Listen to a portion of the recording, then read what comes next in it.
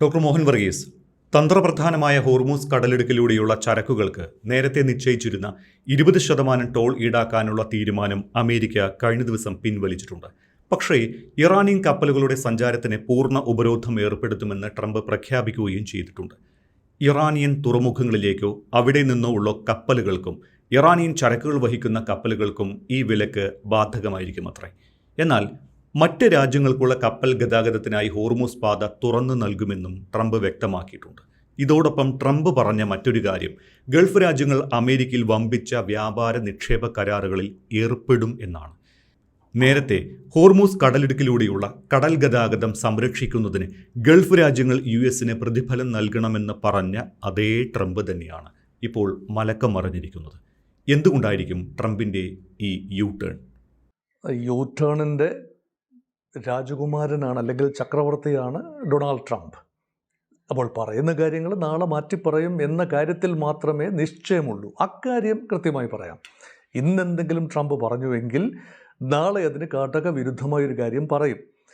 പക്ഷെ പറയുന്ന എല്ലാ കാര്യത്തിനകത്തും മാറ്റിയും മറിച്ചും പറയുമ്പോഴും അതിലെല്ലാം തന്നെ ഒരു കച്ചവട സാധ്യത, ഒരു സാമ്പത്തിക നേട്ടത്തിൻ്റെ സാധ്യത, ഒന്നുകിൽ തൻ്റെ അസോസിയേറ്റ്സിന് അല്ലെങ്കിൽ അമേരിക്ക എന്ന രാജ്യത്തിന് ഒരു നേട്ടമുണ്ടാകുന്ന രീതിയിലുള്ള കച്ചവട മനസ്സിലൂടെയാണ് ട്രംപ് പോകുന്നത്.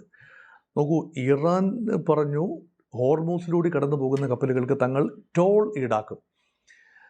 അത് ഇറാൻ പറയുമ്പോൾ അതിന് അവകാശമില്ല എന്ന് പറയുന്ന അതേ അമേരിക്ക തങ്ങൾ ഇറാൻ തീരത്തേക്ക് വരുന്ന അല്ലെങ്കിൽ ആ ഗൾഫ് പ്രദേശങ്ങളിലേക്ക് വരുന്ന, പേർഷ്യൻ ഗൾഫിലേക്ക് കടക്കുന്ന എല്ലാ കപ്പലുകൾക്കും ഞങ്ങൾ സുരക്ഷ നൽകാം.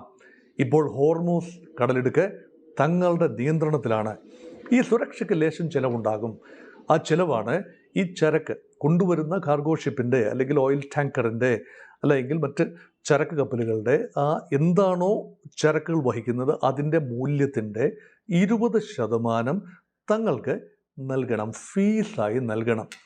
ഇതാണ് അമേരിക്കൻ പ്രസിഡൻറ്റിൻ്റെ മനസ്സിൽ വിരിഞ്ഞ ഒന്നാന്തരം ആശയം. ആ ആശയത്തിന് 24 ദിവസം പോലും ആയുസുണ്ടായില്ല. അതികഠിനമായ എതിർപ്പുകൾ അമേരിക്കയുടെ സഖ്യ രാജ്യങ്ങളായ പേർഷ്യൻ ഗൾഫ് രാജ്യങ്ങളിൽ നിന്നുണ്ടായി. GCC മേഖലയിലെ എല്ലാ രാജ്യങ്ങളെയും പരസ്യമായി അവരെതിർത്തില്ല എങ്കിലും അവരുടെ പ്രതിഷേധം ഡൊണാൾഡ് ട്രംപിനെയും അമേരിക്കൻ എസ്റ്റാബ്ലിഷ്മെൻറ്റിനെയും അവരറിയിച്ചിട്ടുണ്ടാവണം. അതിൻ്റെ അടിസ്ഥാനത്തിൽ അമേരിക്കൻ പ്രസിഡന്റ് ഇത് റിവ്യൂ ചെയ്തിരിക്കുന്നു. ഇത് ഗൾഫ് രാജ്യങ്ങളുടെ ആഗ്രഹം അതൊരു സ്വതന്ത്ര കപ്പൽ പാതയായി എക്കാലത്തും ഉണ്ടായിരുന്നത് പോലെ ഹോർമൂസ് ഒരു സ്വതന്ത്ര കപ്പൽ സഞ്ചാര മേഖലയായി തുടരണം. അപ്പോൾ അതിന് ഒരു ഫീസ് ഉണ്ടാവില്ല. പക്ഷേ അതിന് പകരമായി തങ്ങൾ നൽകുന്ന സുരക്ഷ അതിനേറെ ചെലവ് വേണ്ടി വരും. അതിന് പകരമായി GCCയിലെ 6 രാജ്യങ്ങൾ വലിയ നിക്ഷേപം അമേരിക്കയിൽ നടത്തണം. അതിൻ്റെ തുക എത്രയെന്ന് പറയുന്നില്ല. ഇതൊരുതരം ക്വിഡ് പ്രോക്കോ എന്ന് വേണമെങ്കിൽ പറയാം. തങ്ങൾ ഇവിടെ ചെയ്യുന്ന ചില സേവനങ്ങൾക്ക് അവിടെ ചില പ്രത്യുപകാരങ്ങൾ എന്ന രീതിയിൽ അമേരിക്കയിൽ വൻപൻ നിക്ഷേപം നടത്താൻ കപ്പാസിറ്റിയുള്ള രാജ്യങ്ങളാണ് സൗദി അറേബ്യയും UAEയും കുവൈറ്റും എല്ലാം തന്നെ. ഇവരെല്ലാം ഓയിൽ റിച്ച് ആണ്. അവർക്ക് എവിടെയെങ്കിലും നിക്ഷേപം നടത്തണമല്ലോ, സ്വന്തം രാജ്യത്തിന് പുറത്ത് നിക്ഷേപം നടത്തണമല്ലോ. അങ്ങനെ നിക്ഷേപം നടത്തുമ്പോൾ രണ്ടുണ്ട് മെച്ചം. ആ രാജ്യത്തെ സംബന്ധിച്ചിടത്തോളം അവിടുത്തെ അടിസ്ഥാന സൗകര്യങ്ങൾ ഏതെങ്കിലും കാരണവശാൽ യുദ്ധം കാരണം നഷ്ടപ്പെട്ടു പോയാലും ആ രാജ്യത്തിൻ്റെ വിദേശത്തുള്ള നിക്ഷേപങ്ങൾ വീണ്ടും പ്രോഫിറ്റ് ഉണ്ടാക്കിക്കൊണ്ടിരിക്കും, ആദായ മാർഗമായി ഉപയോഗിക്കാം. അപ്പോൾ നൂറ്റാണ്ടുകളോളം അറബ് രാജ്യങ്ങൾക്ക് എണ്ണ സമ്പത്ത് നശിച്ചാൽ പോലും നൂറ്റാണ്ടുകളോളം വീണ്ടും ഓൾറെഡി ആർജിച്ച സമ്പത്തിൻ്റെ ഫലങ്ങൾ മറ്റ് രാജ്യത്തെ വ്യവസായ നിക്ഷേപമായി, മറ്റ് റിയൽ എസ്റ്റേറ്റ് നിക്ഷേപമായി പ്രവർത്തിച്ചുകൊള്ളും. അതിൻ്റെ ആദായം ലഭിക്കും. ഇതൊക്കെയാണല്ലോ ഗൾഫ് രാജ്യങ്ങളുടെ മനസ്സിൽ. പക്ഷേ ഓർക്കണം, ലോകക്രമം ഒരിക്കലും ഇങ്ങനെ നിൽക്കില്ല. ഈ ഭൂമി നമ്മൾ ഇപ്പം മുൻപിൽ കാണുന്ന ഭൂമിയൊക്കെ പണ്ട് മറ്റാരുടെയൊക്കെയോ ആയിരുന്നു. പല പടയോട്ടങ്ങൾ കണ്ട മണ്ണാണ്. ഭാരതം എന്ന രാജ്യം തന്നെ പുതിയ രാജ്യമല്ലേ? അത് എത്രയോ പടയോട്ടങ്ങൾ, എത്രയോ സാമ്രാജ്യങ്ങൾ, എത്രയോ നാട്ടുരാജ്യങ്ങൾ, എത്രയോ ഭരണകൂടങ്ങൾ, എത്രയോ സംവിധാനങ്ങൾ, അതെല്ലാത്തിനും ശേഷം ഇപ്പോൾ ഇന്ത്യ മഹാരാജ്യം എന്ന സോവറൻ ഇൻഡിപെൻഡൻറ്റ് രാജ്യം ഉണ്ടായിരിക്കുന്നു. അതെപ്പോഴും ആ രൂപത്തിൽ തന്നെ രാജ്യാന്തര അതിരുകൾ ഉണ്ടാകണമെന്നില്ല. അത് വലുതാവുകയും ചെറുതാവുകയും ചില രാജ്യങ്ങൾ ഇല്ലാതാവുകയും ഒക്കെ ചെയ്യും. പക്ഷേ ഇപ്പോഴത്തെ നിലയിൽ അങ്ങനെയാണ് ഗൾഫ് രാജ്യങ്ങൾ ചിന്തിക്കുന്നത്. നല്ല കാര്യം. പക്ഷേ അമേരിക്കയ്ക്ക് മറ്റൊരു കഴുകൻ കണ്ണുകളുമായി ഒരു മോഹം കൂടിയുണ്ട്. മോഹമല്ല, അത് യാഥാർത്ഥ്യമാണ്. എന്താണ്? പെർമനൻ്റായി ഇത്രയും ഭീമമായ നിക്ഷേപം അമേരിക്കയിൽ വരുന്നത് താൽക്കാലികമായി നേട്ടമാണ് അമേരിക്കയ്ക്ക്. അവിടുത്തെ അടിസ്ഥാന സൗകര്യങ്ങൾ വർദ്ധിക്കുന്നു, അവിടെ പണം വിദേശ നിക്ഷേപം എത്തുകയാണ്, ഫോറിൻ ഡയറക്റ്റ് ഇൻവെസ്റ്റ്മെൻറ്റ് എത്തുകയാണ് ഗൾഫിൽ നിന്നും അമേരിക്കയിലേക്ക്. അപ്പോൾ പെർമനൻ്റായി അമേരിക്കയോട് വിധേയത്വം പുലർത്താൻ ഗൾഫ് രാജ്യങ്ങളുടെ ഭരണാധികാരികൾ, പ്രത്യേകിച്ചും രാജാക്കന്മാരാണല്ലോ, ഷെയ്ഖുമാർ, എമീർമാർ, രാജാക്കന്മാർ, അവർക്ക് പെർമനൻ്റായി അമേരിക്കയോട് വിധേയത്വം പുലർത്തേണ്ടി വരും. അല്ല എങ്കിൽ അവരുടെ ആസ്തി മരവിപ്പിക്കപ്പെടും. നമ്മൾ കണ്ടതല്ലേ, ഇറാന് വിദേശത്തുള്ള ആസ്തികൾ മരവിപ്പിക്കപ്പെട്ടത് കണ്ടതല്ലേ. അത് ബാങ്ക് നിക്ഷേപമായിക്കൊള്ളട്ടെ, മറ്റ് നിക്ഷേപങ്ങളായിക്കൊള്ളട്ടെ, അത് ഒരു പൊളിറ്റിക്കൽ ടച്ചിൽ ഉണ്ടായിക്കഴിഞ്ഞാൽ ഏത് നിമിഷവും മറ്റൊരു രാജ്യത്ത് നമ്മൾ നടത്തുന്ന നിക്ഷേപങ്ങൾ മരവിപ്പിക്കാൻ അതത് സർക്കാരുകൾ കഴിയും. അതുകൊണ്ട് പെർമനൻ്റായി അമേരിക്കൻ മടയിൽ ദാസനായി നിൽക്കേണ്ടി വരും ഓരോ ഗൾഫ് രാജ്യത്തിനും. ഇത് എത്രത്തോളം ഗൗരവമായി ചിന്തിച്ചുകൊണ്ടാണ് ഗൾഫ് രാജ്യങ്ങൾ അതിന് സമ്മതം മൂളുന്നത് എന്നറിയില്ല. സമ്മതം മൂളി എന്നും പറയുന്നില്ല, ഇതെല്ലാം പറയുന്നത് ട്രംപ് തന്നെയല്ലേ. ഗൾഫ് രാജ്യങ്ങൾ എഗ്രി ചെയ്തിരിക്കുന്നു, വൻതുക അമേരിക്കയിൽ നിക്ഷേപിക്കാം എന്ന് എഗ്രി ചെയ്തിരിക്കുന്നു. അതിന് പകരമായി ഞങ്ങൾ ആ മേഖലയിലൂടെ കടന്നു പോകുന്ന കപ്പലുകൾക്ക് സുരക്ഷിതത്വം നൽകും. ഇനിയത്തെ ചോദ്യം, എങ്ങനെയാണ് സുരക്ഷ നൽകുക? സ്വന്തം താവളങ്ങളെ പോലും, ഖത്തറിലെ അൽ-ഉദൈദ് വ്യോമതാവളത്തെയോ ബഹ്റിനിലെ മനാമയിലെ താവളത്തെയോ നാവിക താവളത്തെയോ 5ാം കപ്പൽപ്പടയുടെ ആസ്ഥാനത്തെ പോലും പൂർണ്ണമായി സംരക്ഷിക്കാൻ കഴിയാത്ത അമേരിക്കയ്ക്ക് അതിലൂടെ കടന്നു പോകുന്ന ആയിരക്കണക്കിന് പല രാജ്യങ്ങളുടെയും അതുപോലെ ഗൾഫ് രാജ്യങ്ങളുടെയും ഒക്കെ കപ്പലുകൾക്ക് എങ്ങനെ സംരക്ഷണം ഒരുക്കാനാവും? അതേക്കുറിച്ച് കൃത്യമായ ഉത്തരമില്ല. ആകെ ചെയ്തുകൊണ്ടിരിക്കുന്നത് കപ്പലുകളെ ലക്ഷ്യമാക്കി മിസൈലുകൾ വരാൻ സാധ്യതയുള്ള ബന്ദർ അബ്ബാസ് മേഖല, ഖിഷം ഐലൻഡ്, അല്ലെങ്കിൽ മറ്റ് തുറമുഖ നഗരങ്ങൾ, അല്ലെങ്കിൽ മലമടക്കുകളിൽ ഇരുന്നുകൊണ്ടുള്ള മിസൈൽ ലോഞ്ച് പാഡുകൾ, ഡ്രോൺ നിർമ്മാണ കേന്ദ്രങ്ങൾ, ഡ്രോൺ ലോഞ്ചിങ് പാഡുകൾ, ഇതെല്ലാം ആക്രമിക്കാം. അതിപ്പോഴും ചെയ്യുന്നു, ഭാവിയിലും അത് ചെയ്തേക്കാം. അങ്ങനെയാണ് സുരക്ഷ ഒരുക്കുന്ന ഒരു മാർഗം. രണ്ടാമത്തെ മാർഗം, അമേരിക്കയുടെ കപ്പലുകൾ, ഏതാണ്ട് 20ഓളം യുദ്ധക്കപ്പലുകൾ പൂർണ്ണ സജ്ജരായി, അമേരിക്കയുടെ യുദ്ധക്കപ്പലുകൾ, പല ക്ലാസ്സിലുള്ള യുദ്ധക്കപ്പലുകൾ ആ പ്രദേശത്തുണ്ട്. ഈ കപ്പലുകൾ നൽകുന്ന ഒരു സുരക്ഷിതത്വമുണ്ട്. ഈ കപ്പലുകൾക്ക് വേണമെങ്കിൽ അകമ്പടിയായി പോകാം. വാണിജ്യ കപ്പലുകൾ നിരനിരയായി വരുമ്പോൾ അവർക്ക് എസ്കോട്ടായും പൈലറ്റായും മുൻപും പിൻപും സഞ്ചരിക്കാൻ കഴിയും.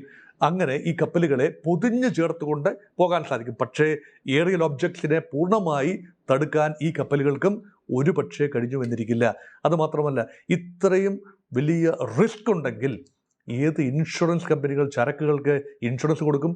ഇൻഷുറൻസ് കോസ്റ്റ് വളരെ കൂടുതലായിരിക്കും. അതുമാത്രമല്ല, ഈ പേർഷ്യൻ ഗൾഫിലൂടെ കടന്നു പോകുന്ന ഏത് രാജ്യത്തിൻ്റെ ആണെങ്കിലും, പ്രത്യേകിച്ച് ഗൾഫ് രാജ്യങ്ങളുടെ ഉൾപ്പെടെ, കപ്പലുകളെ ഇൻഷുർ ചെയ്യാൻ ഇൻ്റർനാഷണൽ ഇൻഷുറൻസ് ഏജൻസികൾ മടിക്കും. അപ്പോൾ അമേരിക്ക സുരക്ഷിതത്വം നൽകാം. ഞങ്ങളാണിപ്പോൾ ഹോർമൂസ് നിയന്ത്രിക്കുന്നത്, ഞങ്ങൾ സുരക്ഷിതത്വം നൽകിക്കൊള്ളാം, നിങ്ങൾ ധൈര്യമായി കപ്പൽ ഓട്ടം തുടരൂ എന്ന് പറയുമ്പോൾ അത് കണ്ണുമടച്ച് വിശ്വസിക്കാൻ എങ്ങനെ GCC രാജ്യങ്ങൾ കഴിയും? ഇത് GCCയുടെ മാത്രം വിഷയമല്ല. ഇന്ത്യയും ചൈനയും ഉൾപ്പെടെയുള്ള നൂറുകണക്കിന് രാജ്യങ്ങൾ ആ പ്രദേശത്ത് വന്ന് എണ്ണ എടുക്കുകയും ചരക്കുകൾ വിതരണം ചെയ്യുകയും ചെയ്യുന്നുണ്ട്. ഇവർക്കെല്ലാം തന്നെ എങ്ങനെയാണ് ഇത് ബാധകമാകുക? ഇത് ഗൾഫ് രാജ്യങ്ങൾക്ക് മാത്രമുള്ള ഓഫറാണ്. അപ്പോൾ പിന്നെ ചോദ്യം ചോദിക്കാം, ഇന്ത്യൻ കപ്പലുകൾക്ക് ആര് സുരക്ഷിതത്വം നൽകും? ഗൾഫ് രാജ്യങ്ങളുടെ കപ്പലുകൾക്ക് ട്രംപ് സുരക്ഷ നൽകും. അതിന് പകരമായി ആ രാജ്യങ്ങൾ ഇൻവെസ്റ്റ്മെൻറ്റ് നടത്തുന്നു അമേരിക്കയിൽ. പക്ഷേ ഇന്ത്യ എന്ത് ചെയ്യും? ചൈന എന്ത് ചെയ്യും? മറ്റു രാജ്യങ്ങൾ എന്ത് ചെയ്യും? അപ്പോൾ പിന്നെ ഒറ്റ ഉത്തരമേ ഉള്ളൂ, ഭാവിയിൽ സംഭവിക്കാൻ സാധ്യതയുള്ള ഒറ്റ ഉത്തരമേ ഉള്ളൂ. ഗൾഫ് രാജ്യങ്ങളുടെ കപ്പലുകൾക്കും അമേരിക്കയെ അനുകൂലിക്കുന്ന രാജ്യങ്ങളുടെ കപ്പലുകൾക്കും ചില നീക്കുപോക്കുകളുടെ അടിസ്ഥാനത്തിൽ ഇൻവെസ്റ്റ്മെൻറ്റ് ഉണ്ടാകും എന്നതിൻ്റെ അടിസ്ഥാനത്തിൽ അമേരിക്ക സംരക്ഷണം നൽകുമായിരിക്കാം. പക്ഷേ സംരക്ഷണം അതിജീവിച്ചുകൊണ്ടും ഇറാനിയൻ മിസൈലുകളോ റോക്കറ്റുകളോ അവിടെ വീഴാം, ഡാമേജുകൾ ഉണ്ടാവാം. മറ്റ് രാജ്യങ്ങൾ, ഇന്ത്യയോ ചൈനയോ ഉൾപ്പെടെയുള്ള രാജ്യങ്ങൾ, അവരുടെ കപ്പലുകൾക്ക് കടന്നു വരാനുള്ള സാഹചര്യം ഇറാൻ ഒരുക്കുമായിരിക്കണം. അറിയില്ല. ചൈനീസ് കപ്പലുകൾ കടന്നു വരാൻ തീരുമാനിക്കുന്നു. എന്തു ചെയ്യാൻ സാധിക്കും? അമേരിക്കയ്ക്ക് ആക്രമിച്ച് ചൈനീസ് കപ്പലുകളെ മുക്കാൻ സാധിക്കുമോ? റഷ്യൻ കപ്പലുകൾ കടന്നു വരുന്നു, ഇന്ത്യൻ കപ്പലുകൾ ധൈര്യപൂർവ്വം കടന്നു വരുന്നു. അമേരിക്കയെ വെറുപ്പിച്ചുകൊണ്ട് ഇന്ത്യൻ കപ്പലുകൾ ആ പ്രദേശത്തേക്ക് ഇരച്ചു കയറും എന്ന ചിന്തയൊന്നും എനിക്കില്ല. അതൊക്കെ പ്രായോഗികമായ കാര്യങ്ങളല്ല. അതുകൊണ്ട് പക്ഷേ ചൈന ഒരുപക്ഷെ ആ സാഹസം കാട്ടിയേക്കാം. ഒരു പ്രകോപനം എന്ന നിലയിൽ ഞങ്ങളിതാ വന്ന് ധൈര്യപൂർവ്വം ഹോർമൂസിലൂടെ വന്ന്, ഹോർമൂസ് തുറന്നു കിടക്കുകയാണെന്നാണല്ലോ നിങ്ങൾ പറയുന്നത്. അപ്പോൾ ഞങ്ങളിതാ, അത് അമേരിക്ക പ്രൊട്ടക്ഷനൊന്നും ഞങ്ങൾക്ക് വേണ്ട, ഞങ്ങൾക്ക് ഞങ്ങളുടെ സൈന്യം പ്രൊട്ടക്ട് ചെയ്യാൻ അറിയാം. യുദ്ധക്കപ്പലുകളുടെ അകമ്പടിയോടുകൂടി ചൈനീസ് കപ്പലുകൾക്ക് വന്ന്, ടാങ്കറുകൾക്ക് വന്ന് ഇറാനിൽ നിന്ന് തന്നെ എണ്ണ സ്വീകരിച്ചാൽ അമേരിക്കയ്ക്ക് എന്ത് ചെയ്യാനാവും? ചൈനീസ് കപ്പലുകളെ ആക്രമിക്കാനാവുമോ? ഈ ചോദ്യം ഏറെക്കാലമായി പലരും ചോദിക്കുന്നൊരു ചോദ്യമാണ്. അതിന് കൃത്യമായ ഉത്തരമില്ല. ഒരു ലോക യുദ്ധം തന്നെ സംഭവിക്കാവുന്ന രീതിയിൽ കാര്യങ്ങൾ കൊണ്ടുപോകാൻ അമേരിക്കയുടെ ഡിസിഷൻ മേക്കിംഗ് സംവിധാനം, കോൺഗ്രസും ഒക്കെ സമ്മതിക്കുമോ? ഇല്ല എന്ന് തന്നെയാണ് എൻ്റെ ഉത്തരം. അതുകൊണ്ട് ഒരു വിരട്ടുക, കിട്ടുന്നിടത്തോളം ആനുകൂല്യങ്ങൾ അമേരിക്കയ്ക്ക് വാങ്ങിയെടുക്കാൻ കഴിയും. ഇപ്പം പണമുള്ള ഗൾഫ് രാജ്യങ്ങളോട് ചോദിച്ചാലല്ലേ കിട്ടൂ. അതുകൊണ്ട് ചോദിച്ചു. ഭാഗികമായി കിട്ടാൻ സാധ്യതയുണ്ട്. തത്വത്തിൽ അമേരിക്ക കൺട്രോൾ ചെയ്യുന്നു എന്ന് പറയുകയും ചെയ്യാം. അതുകൊണ്ട് സങ്കീർണമാണ് അവസ്ഥ. അപ്പോൾ ഹോർമൂസ് തന്നെയാണ് ഇരട്ടത്താപ്പ്. അതായത് ഇറാൻ കരം പിരിക്കുമ്പോൾ, ചുങ്കം പിരിക്കുമ്പോൾ, ടോള് പിരിക്കുമ്പോൾ, അല്ലെങ്കിൽ പിരിക്കുമെന്ന് പറയുമ്പോൾ അത് മഹാപാപം. അതേ ടോള് വേറൊരു രൂപത്തിൽ അതിനേക്കാൾ കൂടിയ തുക, മൊത്തം ചരക്കിൻ്റെ 20% എന്ന് പറയുന്നത് ചില്ലറ തുകയല്ല. ഒരു ഓയിൽ ടാങ്കറൊക്കെ ക്യാരി ചെയ്യുന്ന എണ്ണയുടെ, ക്രൂഡ് ഓയിലിൻ്റെ വോള്യം നോക്കുമ്പോൾ അതിൻ്റെ മൂല്യത്തിൻ്റെ, അന്താരാഷ്ട്ര വിപണിയിലെ ക്രൂഡ് ഓയിൽ മൂല്യത്തിൻ്റെ 20% അമേരിക്കയ്ക്ക് ഫീസായി കൊടുക്കുന്നത്. ഫീസ് എന്നല്ലല്ലോ പറയുക, അതിന് കപ്പം കൊടുക്കുക എന്നാണ് പറയുക. അതൊക്കെ ഈ പറയുന്ന ഗുണ്ടാ പിരിവെന്ന് പറയുന്ന പോലെയുള്ള പിരിവല്ലേ അത്? അപ്പോൾ ഇരട്ടത്താപ്പ് വളരെ വ്യക്തമാണ്. നിങ്ങളിടുമ്പോൾ അത് വള്ളിനിക്കർ, ഞങ്ങളിടുമ്പോൾ അത് ബെർമുഡ എന്ന് പറയുന്ന പോലെ ഒരേ സാധനമാണ്, ഒരേ നിക്കറാണ്. ആ രീതിയിലുള്ള ഇരട്ടത്താപ്പ്. നിങ്ങൾ പിരിക്കാൻ തീരുമാനിച്ചാൽ അത് കൊള്ള, ഞങ്ങൾ പിരിക്കുമ്പോൾ അത് സംരക്ഷണ ഫീസ്. ഈ രീതിയിലുള്ള ഇരട്ടത്താപ്പ് ലോകം തീർച്ചയായും തിരിച്ചറിയുന്ന കാര്യം തന്നെയാണ്. ഗൾഫ് രാജ്യങ്ങൾ എങ്ങനെയാണ് ഇതിനോട് ക്രിയാത്മകമായി പ്രതികരിക്കുന്നത്? അമേരിക്കൻ പ്രസിഡന്റ് പറഞ്ഞ രീതിയിലുള്ള ഇൻവെസ്റ്റ്മെൻറ്റുകളൊക്കെ അമേരിക്കയ്ക്ക് കൊടുത്തുകൊണ്ട് സന്ധിയാകാൻ ഗൾഫ് രാജ്യങ്ങൾ തയ്യാറാകുമോ? അങ്ങനെ തയ്യാറായാൽ തന്നെ ആ കപ്പലുകൾക്ക് സുഗമമായി ഹോർമൂസ് കടക്കാനാവുമോ എന്നൊക്കെയുള്ള ചോദ്യങ്ങൾ ഇപ്പോഴും അവശേഷിക്കുന്നു.